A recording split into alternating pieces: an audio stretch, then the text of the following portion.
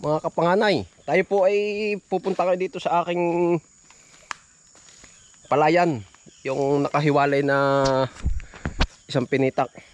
Ang ngayon po ay tayo po ay meron ng dapog dito, ay atin pong bibisitahin, at kagabi umulan ay baka lumaki po ang tubig, ay malulunod naman yung ating dapog, yung ating punla. Yan po. Yan, kumusta po kayo mga manonood ko? Yan. Panibagong araw naman tayo ngayon, panibagong vlog. Yan po.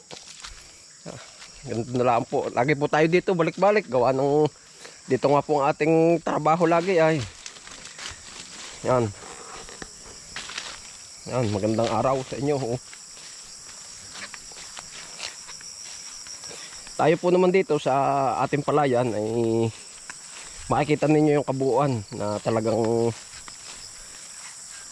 tayo po ay kahit po hindi nagbablog ay araw-araw po tayo nagtatrabaho, naglilinis. Yan, kahit po ako ay laging mag-isa lang,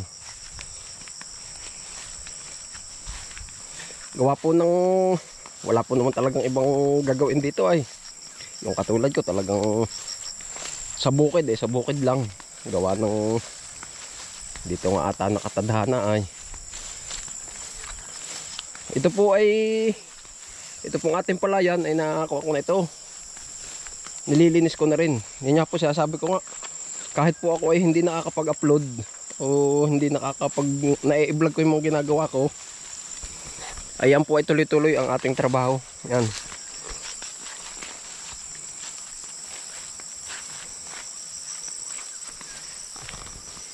Bali po ating bibisitahin ay yung ating punla.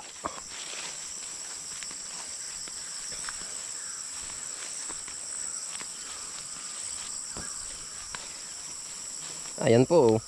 Ito po ay ikaw na padaanan ko na ng motor. Yan.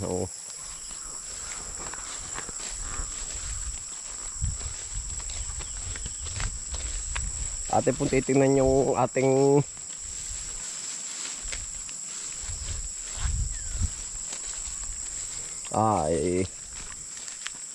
okay po naman, hindi po umahon ang tubig kagabi pinalakas dito ng ulan, kaya lang ay yan, ito nga po yung po ating punla yan, malago na rin po. Ito po ay 6 na araw na.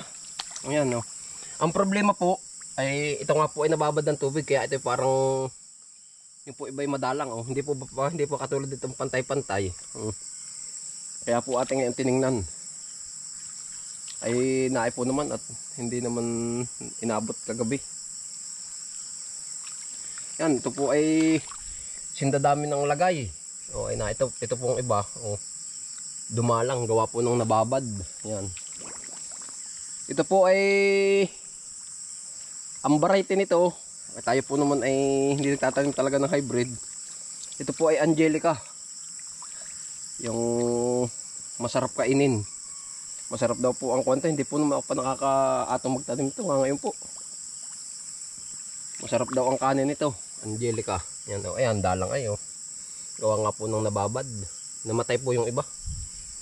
Pero dapat po naman rekumasya, lalago pa naman Yan, ito po ang kabuuan ng ating palayan. Linis na uli, at ito po yung motor yan.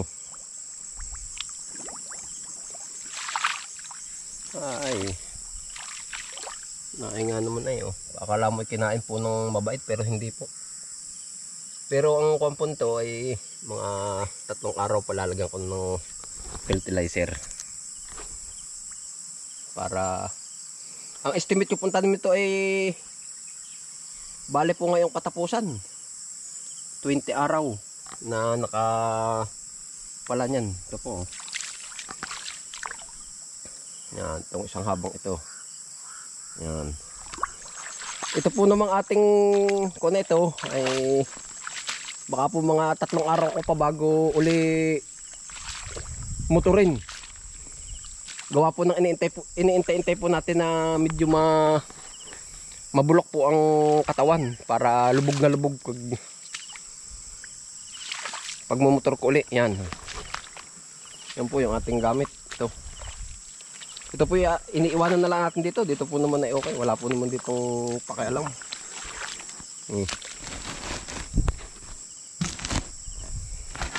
Yan.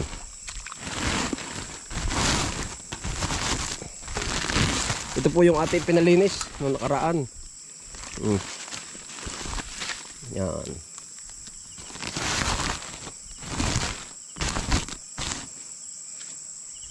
Ito po ay pag ating nilinis na itong isang pinitak na ito. Ito po ay tuloy tanim na. Kumbaga ay yung pag mamotor ko po ngayong pangalawa ay finish na yun. Kumbaga ay tatam na.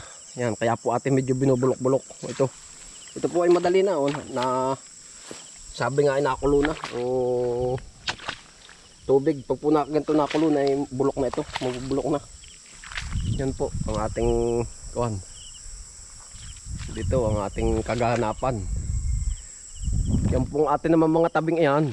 Ayan, kung makikita po ninyo ang tabas natin ay sabi nga nung iba, nung magagaling ay pangit.